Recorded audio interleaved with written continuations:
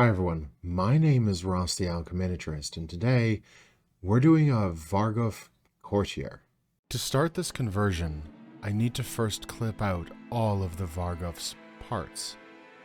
I use the two clipper method, personally, as it helps me have peace of mind to not put too much stress on the parts.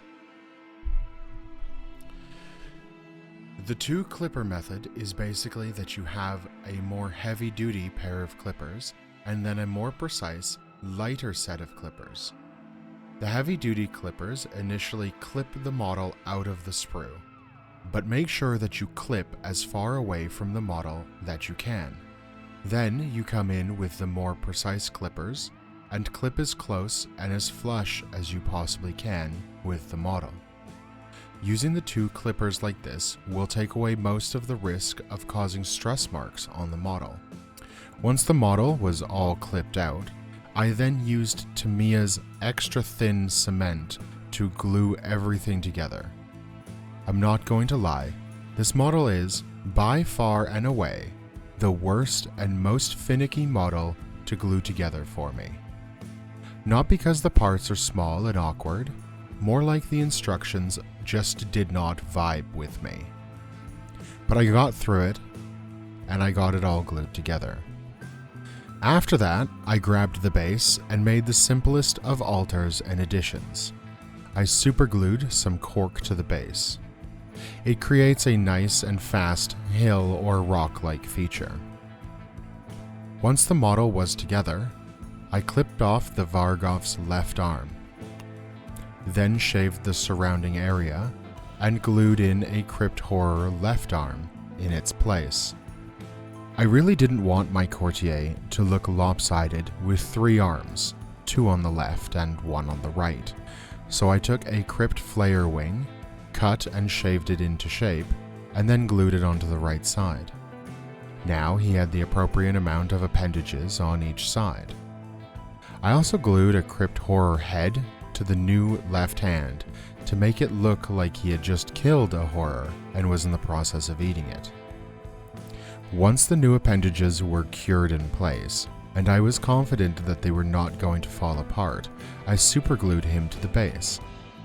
I wanted to be able to have a good, base to hold on to when I went to the next part, which was green stuffing. As always, I made sure to take some of my lotion and lotion up all of my tools as well as my gloves before I took out the two parts to mix together. By having everything lotioned, I made sure that the green stuff would not be sticking to anything, thus ensuring I would not have to fight it as the yellow and blue parts became green.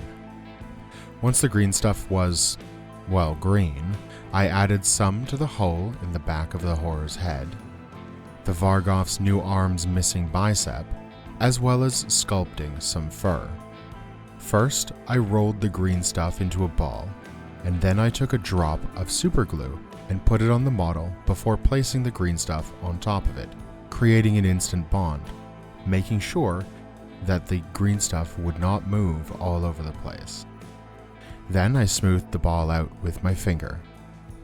After that, I took the back of my knife and first made a bunch of vertical marks on the green stuff, and then diagonal marks to make more diamond shapes.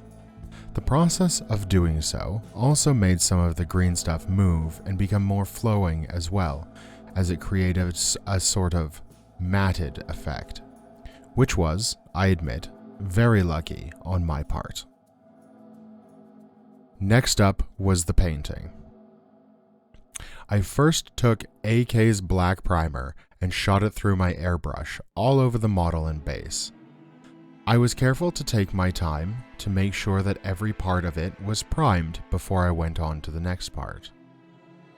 Next, I took Vellejo's medium sea gray and dry brushed literally everywhere I possibly could to make sure that I could pick out all of the raised pieces and decide where to dry brush with Vellejo's dead white, which was the next step.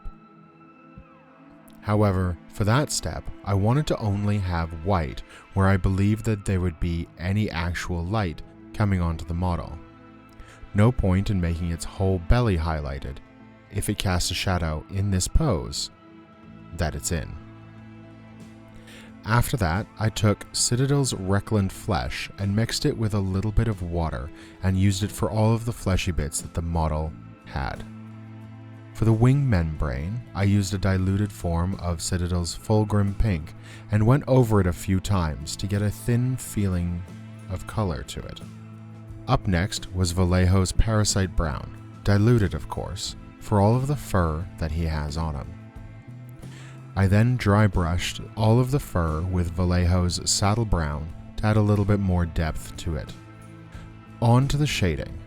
I used Seraphim sepia on everything but the wing, as I wanted a semi-sickly look to the shade and overall mood of the model itself. Citadel's carronburg crimson shade was used for the wing membrane. Once the shades were dried, I took more of Vellejo's bone white and painted the teeth, fingernails, protruding bone, wing claws, and eyes. I then used Citadel's warp lightning cannon for the eyes to make it look a little bit more demonic and ethereal. After the painting came the base. I first took Vellejo's diorama effects, brown mud, for mud and muddied the entire base, carefully, or at least as careful as I could be, and tried to miss the model itself, but still get it in all of the nooks and crannies. I also went over the wing membrane with a little bit more diluted fulgrim's pink, just to bring out a little bit more of the highlights. Next, I re-dry brushed the fur with a little bit more parasite brown for layers on layers on layers. Once the brown mud was dry, so about 24 hours later, I took a mix of Vellejo's water texture with a couple drops of Citadel's Blood Angel's red to create a pool of blood underneath the model near and close to the head that it's holding, to show that the kill was not that long ago. When that was done, it was on to the beauty shots. Thank you very much for joining me on this very simple and quick conversion.